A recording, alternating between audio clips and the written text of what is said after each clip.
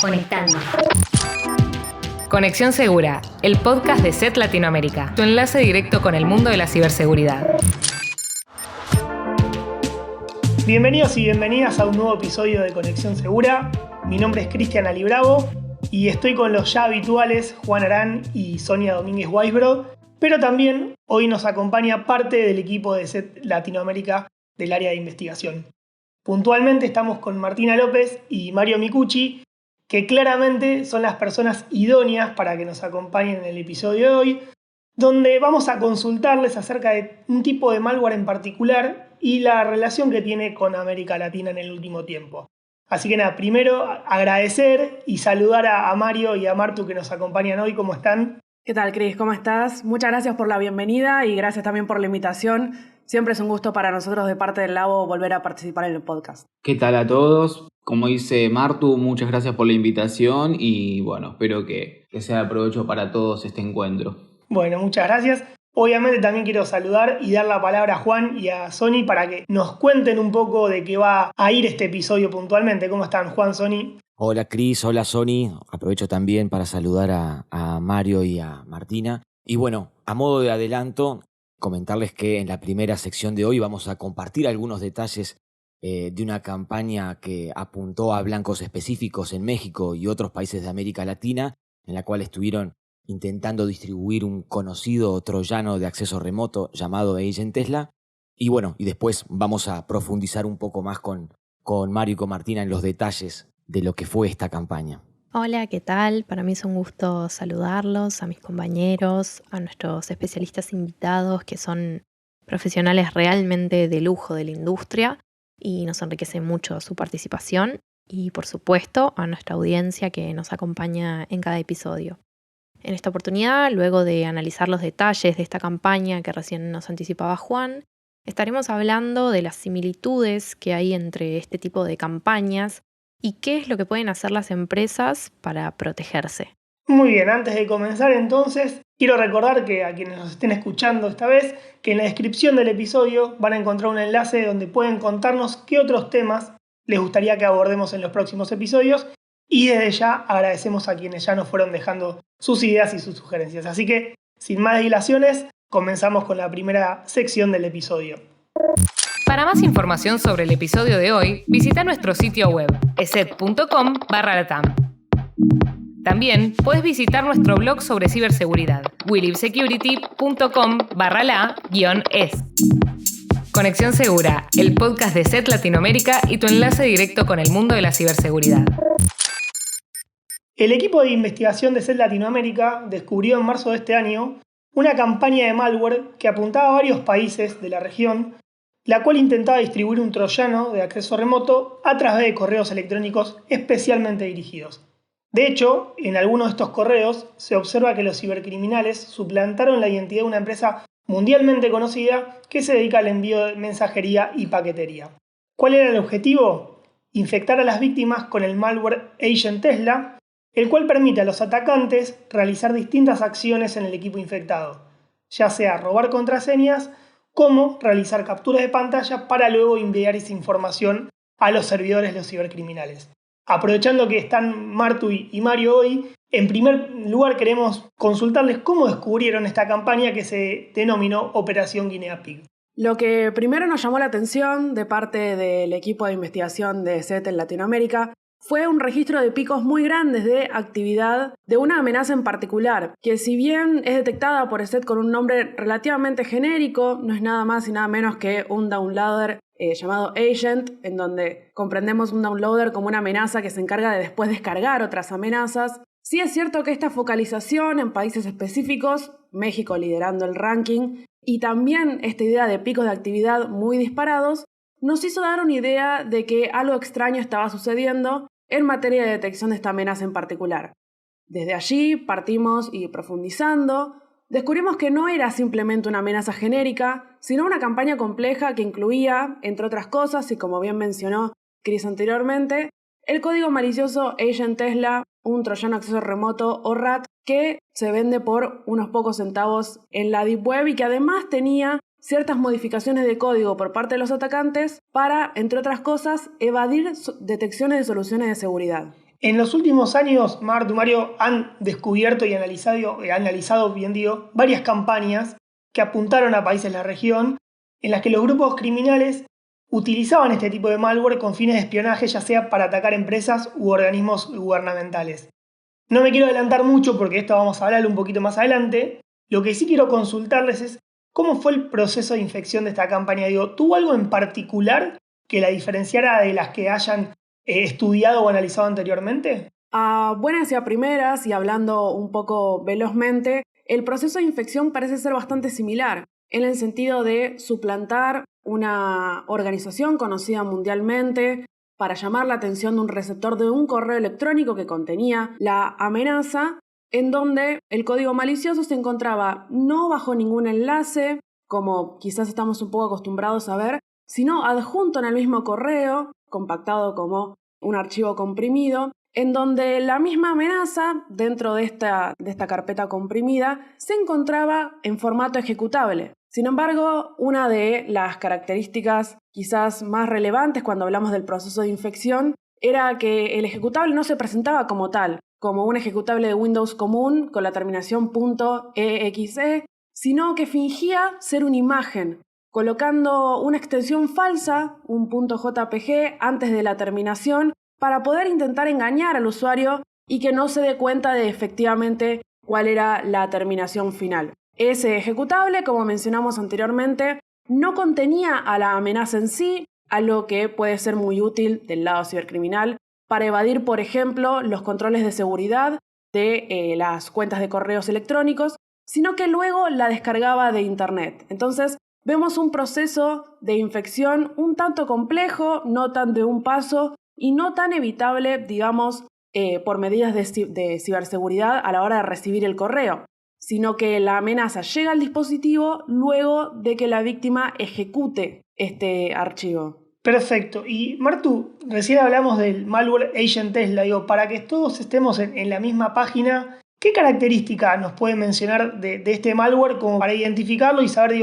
qué tiene diferente con otro o qué lo hace tan particular? Este código malicioso, como mencionamos anteriormente, es un RAT o una herramienta o un troyano de acceso remoto que lo categorizamos como commodity malware, en donde esto implica que es fácil de conseguir, mejor dicho, en foros clandestinos o incluso de manera gratuita. Entonces, es un código malicioso que, en primer lugar, se utiliza muchísimo por parte de cibercriminales en campañas que quizás no son excesivamente complejas o que no tienen un objetivo en particular, sino un grupo de objetivos, en donde pagando unos pocos centavos podés tener una amenaza que luego puede sacar bastante rédito. Y si hablamos de la amenaza en particular, encontramos que tiene características de espionaje propias de un RAT. Esto es desde la posibilidad de poder habilitar cámara y micrófono de la víctima, el poder registrar pulsaciones del teclado, el poder buscar por archivos específicos como bases de datos o notas de texto que pueden contener credenciales en el dispositivo de la víctima.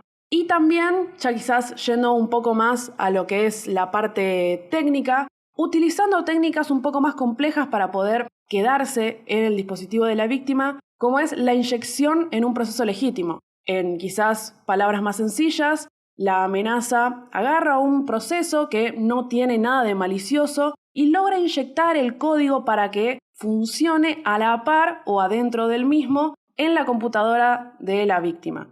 Esto nos da una idea de que no solo es un troyano de acceso remoto, que ya son un poco difíciles de detectar para la víctima visualmente si es que no tiene ningún tipo de herramienta de protección, sino también que se hace difícil la remoción del mismo, estando adentro de un proceso que nada tiene de malicioso. Perfecto. Y Martu, estamos hablando que Operación Guinea Pig se trató de una campaña dirigida. Y yendo un poco al paradigma del cibercrimen, hace algunos años atrás, varios ya, y quiero hablar en una jerga de la pesca si se me permite, parecía que antes el cibercrimen tiraba al medio mundo y las víctimas salían al azar, lo que tocaba, tocaba. Y ahora como que un poco cambió, ¿no? Y las campañas son como mucho más específicas, diseñadas especialmente para blancos específicos. ¿Eso es así o hacia ese lado está yendo el cibercrimen? Cuando hablamos en general, ¿no?, de estas tendencias en cuanto al cibercrimen, en donde se enfocan más en rubros específicos, que coincidentemente son aquellos rubros en donde la información que contienen las organizaciones detrás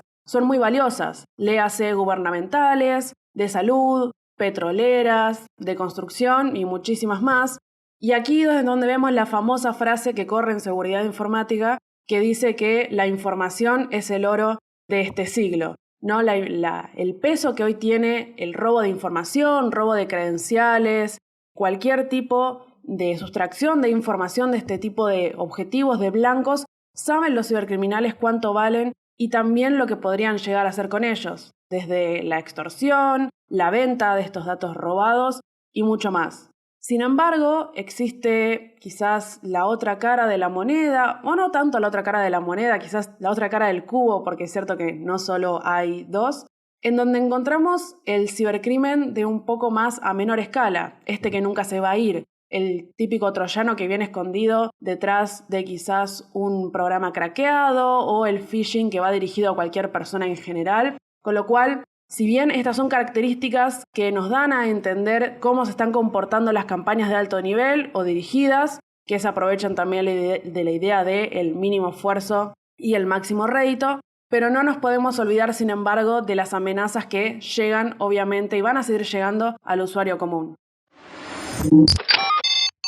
Pero más allá de Operación Guinea Pig, desde 2021 a esta parte, el equipo de investigación de SET detectó y analizó otras campañas de espionaje apuntando a empresas y organismos gubernamentales de Ecuador, Chile, Colombia, México, Perú y Venezuela, por nombrar algunos países, todas con características en común que parecerían mostrar algo que se repite. Hablamos concretamente de Operación Spalax en 2021, dirigida al sector público y privado de Colombia, Operación Bandidos, también en 2021, aunque en este caso apuntaba a varios países de habla hispana, pero fundamentalmente Venezuela, Operación Discordia en 2022, dirigida sobre todo a Colombia, Pulpo Rojo en 2022 también, que apuntaba a blancos de alto perfil de Ecuador, y más acá en el tiempo, en 2023, Operación Absoluta, que también iba dirigida a organizaciones específicas de Colombia, y la que mencionábamos anteriormente, Guinea Pig. Entonces, te pregunto, Mario, ¿qué tienen en común estas campañas? Bueno, estas campañas tienen diversos factores en común,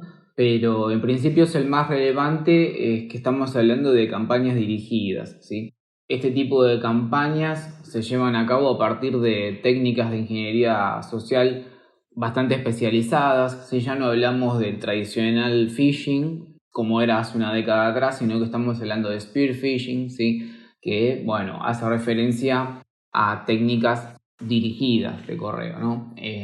Donde, por supuesto, entran distintas estrategias como las de utilizar dominios que sean propios de una entidad para hacer llegar un correo, todo tipo de técnicas homográficas también son válidas a la hora de utilizar este tipo de técnicas, y entre otros de los puntos característicos es el uso del commodity malware, ¿sí? Que es ese malware genérico de mercado masivo, como también se lo conoce, el cual, bueno, se utiliza para hacer, digamos, campañas, podríamos decir, de bajo presupuesto, ¿sí? Ya que es un malware accesible y económico para los ciberatacantes. Entre otros de los puntos destacables, podemos decir que el tipo de blancos es bastante dirigido también, en tanto que, bueno, la mayor parte de los afectados, estamos hablando del sector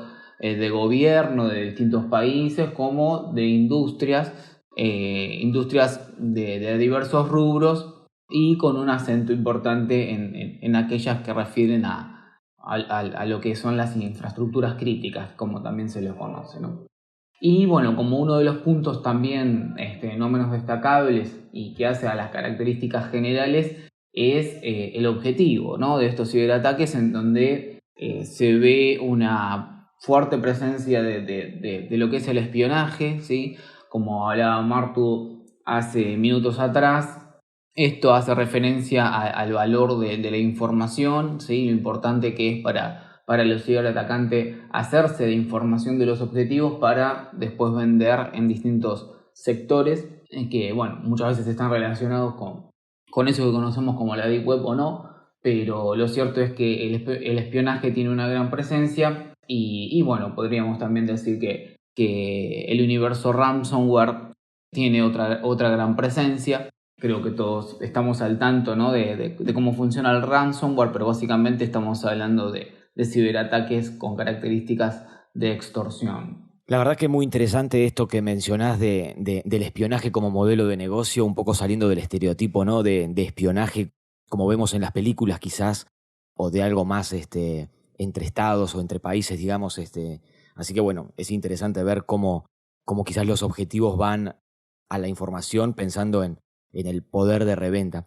Pero más allá de eso, algo que también nos llamó la atención es que todas estas campañas estén utilizando, como bien decías Mario, malware del tipo commodity o que se puede conseguir fácilmente, ya sea a través de una descarga o compra, como decía Martu también, por precios bastante accesibles. Y también un poco repasando los distintos tipos de malware en todas estas campañas desde 2021 a esta parte, hay 3 o 4 tipos o nombres de estos tipos de malware que se repiten, o sea, que se reutilizaron. Y pienso que muchas veces los focos se van hacia los ataques más sofisticados, como los grupos de APT, pero estas campañas muestran que para ciertos actores de amenazas no es necesario desarrollar por sus propios medios herramientas sofisticadas. Esto describe un poco cuál es la estructura de la industria del cibercrimen en la actualidad y qué tipo de grupos cibercriminales tienen más actividad en América Latina. Absolutamente, sí. Podremos decir que en la última década, ¿no? Con respecto al funcionamiento de las APTs,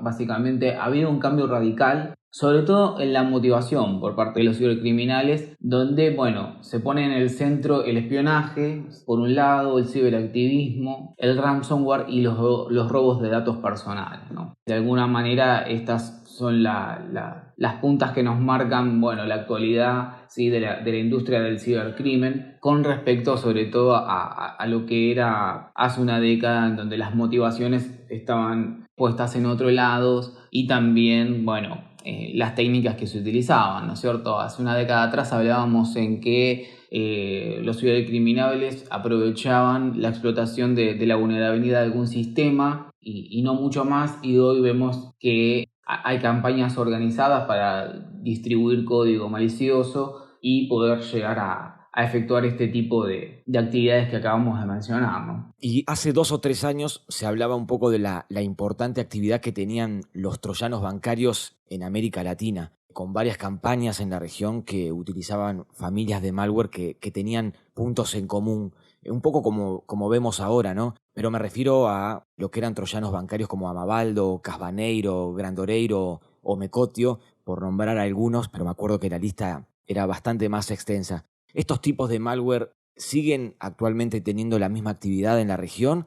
¿O estas campañas que mencionamos anteriormente, en las que se utiliza commodity malware, un poco ocupan ahora este lugar? Bueno, sin dudas estas últimas campañas que mencionábamos ocupan un lugar relevante, lo que no quiere decir que no haya actividad, ¿no? de estos troyanos que vos estabas mencionando. Sí podemos hacer la diferencia que este tipo de troyanos bancarios están apuntados más a usuarios finales y las campañas más a usuarios corporativos, ¿sí? o de organizaciones. Dicho esto, bueno, podemos poner sin dudas en primer plano el desarrollo de estas campañas y en un segundo plano la actividad de este tipo de troyanos que, como bien decimos, están enfocados a otro tipo de público, ¿no? Bueno, luego de haber comprendido las tendencias y características de estas campañas, ¿qué les parece si repasamos qué es lo que podemos hacer frente a este escenario? O más concretamente, ¿cómo podemos protegernos ante estos ataques? En primer lugar, hay una serie de medidas básicas que las empresas pueden adoptar y que desde SET llamamos los 7 pilares de seguridad, pero no me quiero extender mucho porque ya los hemos nombrado varias veces y cualquiera que quiera profundizar sobre ellos puede encontrar toda la información completa y detallada en las guías disponibles en nuestro portal We Live Security. Pero ahora bien, aprovecho para preguntarle a nuestros especialistas del equipo de laboratorio, ¿quiénes deberían prestar especial atención ante este tipo de campañas? Estas campañas tienen como foco aquellas organizaciones que o bien cuenten con algún tipo de información, ya sea del público en general o de clientes de calibre importante, en donde este tipo de información sea valiosa por algún motivo para el cibercriminal. ya sea porque tiene un precio alto de reventa o porque se trata de información sensible, el cual entiende que la entidad pública o privada esté dispuesta a entregar dinero por ella. Acá encontramos, por ejemplo, al rubro de salud o a las entidades bancarias. También es importante tener en cuenta aquellos rubros que son pesados en materia monetaria en el país en cuestión. Podría ser el rubro de la construcción, las empresas mineras o también las petroleras, y esto se refleja en casi todo el mundo, recordando un poco el ataque de la industria hacia la industria petrolera en Estados Unidos, que causó un gran desbarataje el año pasado. Pero obviamente hay un subconjunto de estas entidades que combina información sensible con una movida muy grande de dinero, y son las entidades gubernamentales. Desde gobiernos locales, interprovinciales y también nacionales, son el blanco quizás de oro cuando hablamos de este tipo de campañas que buscan entrometerse en los sistemas de manera silenciosa y recabar la mayor cantidad de información posible. Con lo cual tenemos estas dos condiciones, pero obviamente siempre o casi siempre encontramos algún tipo de blanco relacionado con lo gubernamental. Muy interesante, y pensando en todos estos rubros y quizás hablando en líneas más generales, sabemos que hay algunas medidas que se pueden tomar para reforzar la seguridad, tales como monitorear el tráfico de red, utilizar conexiones VPN, realizar copias de seguridad. Pero les pregunto, ¿son iguales las medidas de protección que necesitan tomar todas estas empresas? Por ejemplo, una pyme, ¿tiene que protegerse de la misma manera que una gran corporación? Bueno, en principio no, porque seguramente todas las compañías tengan universos distintos. No es lo mismo hablar de un organismo relacionado a la salud que una corporación dedicada a las finanzas. Toda esta situación, ¿sí? Es decir, el tipo de naturaleza de la organización va a marcar un poco o va a sesgar de alguna manera las medidas que se tomen.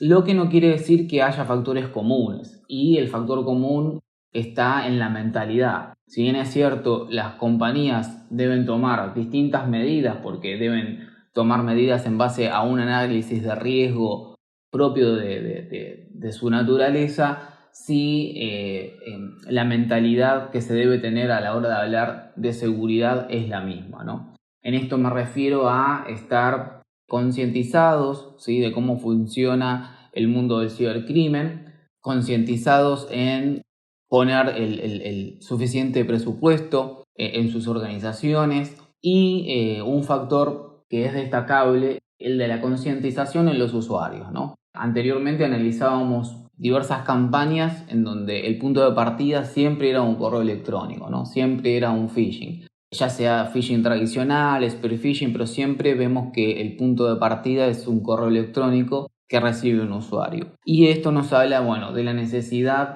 por parte de las organizaciones de generar conciencia en sus usuarios, ¿no? Y este es un punto que podemos destacar común a cualquier tipo de organización, básicamente. Entonces, como vemos, si bien es cierto, según el rubro de la organización que estemos hablando, se requerirán determinadas medidas, es importante sí que todos tengan la misma mentalidad en cuanto a estas consideraciones que acabamos de mencionar en materia de ciberseguridad, ¿no? Bien, y desprendiéndonos de esto último que comentabas, Mario, ¿podríamos trazar de alguna manera cuáles son las medidas básicas de seguridad que toda empresa u organización debería tener, o cuál podría ser un escenario ideal si es que existe algo así?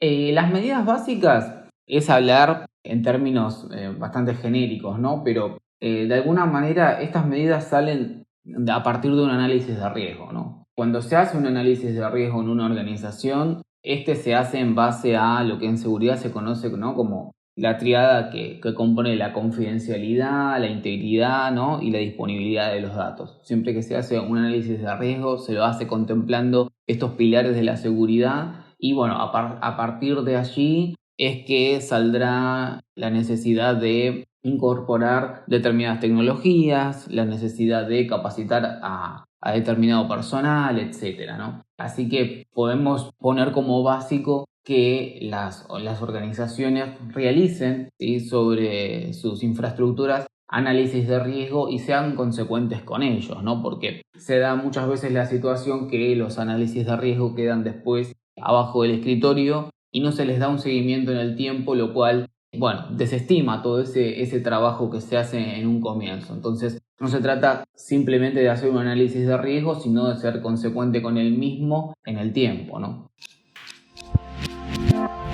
Queremos agradecer a Mario y a Martina por haberse sumado, ya que nos ayudaron a hacer un doble clic, no solo sobre la campaña Operación Guinea Pig, sino también sobre la industria del cibercrimen y en cómo está afectando a la región, y sobre todo las recomendaciones que las empresas deben tener ante este escenario. Bueno, y antes de despedirnos, aprovecho para invitarlos a todos y a todas a seguirnos en Instagram, Facebook y Twitter. Nos pueden encontrar como ESET-LA y en LinkedIn como ESET Latinoamérica. Muchas gracias y nos encontramos en el próximo episodio de Conexión Segura.